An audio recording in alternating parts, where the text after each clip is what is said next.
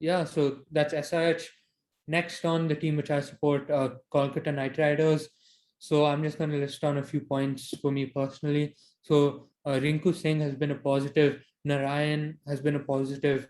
Last 2 seasons, he's been very economical. Um, and in the last game against LSG, we saw some of his talent with the bat also. Andre Russell, probably probably like the MVP this season. He's been brilliant with the bat and ball. 300 plus runs, 350 runs at a strike rate of above 180 and 17 wickets.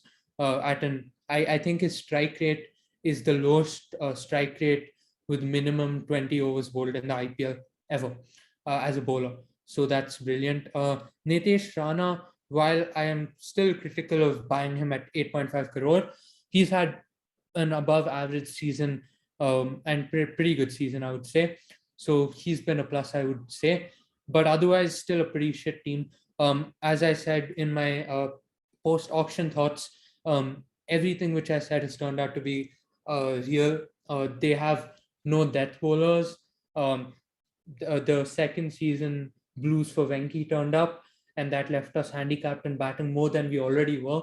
Since, as I also mentioned, we have no players who can play pace, as clearly seen by the carnage that Avesh Bumrah and Umran Malik bestowed upon us in their few games with us. So Yeah, yeah, I'm disappointed in KKR's auction strategies, and I hope we release a lot of players, free up a lot of purse, so we can actually have a good team. adding on to the Venki point, I think the problem with Venki, they mismanaged his position. Obviously, we've talked about this multiple times. Yeah, he obviously wasn't playing to the caliber he did last season, but they also played him at six for most of the season, which is just they shouldn't have done that. They tried Jinx opening, which we talked about earlier. They didn't have their batting order wasn't settled, and they played their best opener of the last season. The reason they retained him, they only played him in that position for like a few games this season. So that was a overall negative on KKR's part. So again, the West Indians carried them this season, as you mentioned. I'm going to keep on bringing up the concept of banks in the player review because when you have banks, you have guaranteed runs that you're going to get. If you have KL playing in your team, you know you're going to get a 550 run season from him. Um, and KKR this time just had no banks. Like Andre Russell's always going to be a bank, but Andre Russell's batting at six. How many runs do you want him to hit? He can't give you a 500 plus run season at six, right? So they've lost their banks and they should have done that in the retentions. The retentions were quite poor. Two players who have done well for one season, they've retained them. Both of them have failed consistently in Chakravarti and Venkatesh Iyer. Shreyas Iyer, who you would call a bank, has been robbed and has no runs left in him. I don't know if it's the moving to a new environment. Is it what changed? He was batting so well, but he's just gone completely down. And another thing about KKR is the bowling unit. If you take someone like Shivam Mavi, if you see where some of his counterparts are in Abhishek Sharma, in Prithvi Shaw, in Shubman Gill, these are all the players that played with him at the World Cup, and he was India's premier pacer. The Along two, with Nagarkoti. yeah, along with Nagarkoti. And it is only the two of them out of that batch. If I take the premium players out of that batch and I give it to you, it is only the two of them who have not, who don't have a fixed side in their in their respective teams, right? The good batch includes all these players that I mentioned, right? Shaw, Gill, highest scorers. Abhishek Sharma, highest wicket taker, I think. Nagarkoti, Mavi were the premium pacers, according to me. So that's poor from them. I expect more consistency from Mavi. I also think they should have played Saudi and uh, Cummins together. That was a mistake on their part.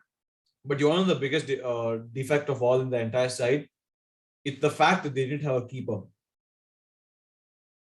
I mean, they had That Sheldon that Jackson.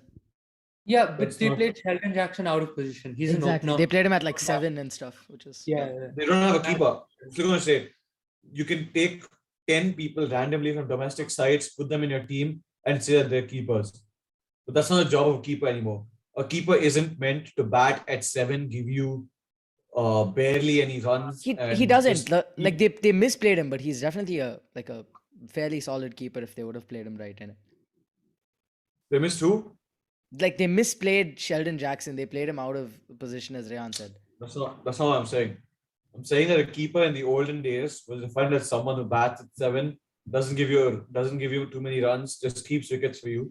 And KK have taken that definition a bit too literally because they haven't gone for a keeper who can give you runs, or who has proven to give you runs. Neither of their three keepers are proven to score runs at this stage, at this level. Granted, they played Sheldon Jackson out of position. Sam Billings wasn't that good. Baba Indrajit, first time, not doing too well. So you need someone like Ishan Kishan, Dinesh Karthik, Sanju Samson, Rishabh Pant, people who will give you runs, and they didn't have that, and that's another flaw in their lineup. Yeah. Yeah, like I felt Sheldon Jackson was like he didn't live up to his potential. I think sorry, not Sheldon Jackson, Sam Billings. He's a very good player. I've seen him play in a lot of T20 leagues and even for England. But I think he had some valuable contributions, but just not enough. I want to again. This was Brendan McCullum's last season as coach, and I think the way they played in the last match against Lucknow was a good farewell to him. Personally, thought it was the best match of the season. So yeah, that's it for